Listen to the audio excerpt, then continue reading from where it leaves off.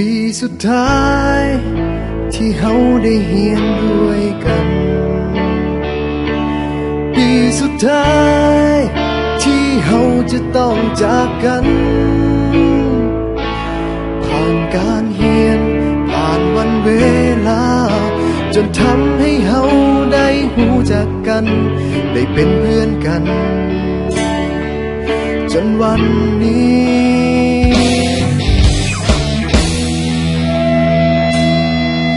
มาถึงม.7 ปีนี้ก็เลยห้องเพลงนี้แทนใจก่อนที่เฮาจะจากไปห่างกันให้ทุกคนจดจำในใจฝากเพลงนี้ไว้ให้คิดถึงกัน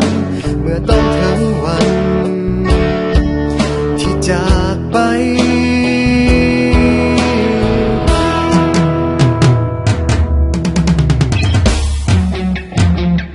ก็เลยเขียนเพลงนี้ขึ้นมาให้ทุกคนหูไว้ออกมาจากหัวใจของเพื่อนคนนี้ถึงจะอยู่แห่งหนใดยังคิดถึงกันทุกวินาทีจึงขอมอบเพลงนี้แด่เพื่อนทุกคน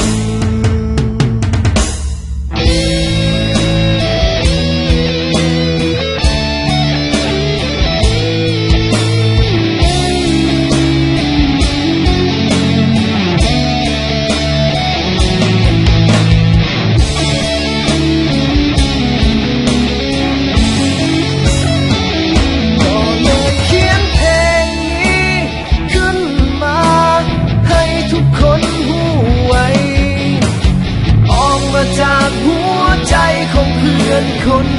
นี้ถึงจะอยู่แห่งหนใดยังคิดถึงกันทุกวินาทีจึงขอมอบเพลงนี้แด่เพื่อนทุกคนสุดท้ายนี้ที่อยากบอกเอาไว้ถึงจะอย่างใดก็ยังมีคำว่าเฮาคำว่าเพื่อนในวันนี้จะบ่มีวันเก่าพวกเฮาม.7 ปีสุดท้ายคำว่าเพื่อนในวันนี้จะบ่มีวันเก่าพวกเฮาม.7 ปีสุดท้าย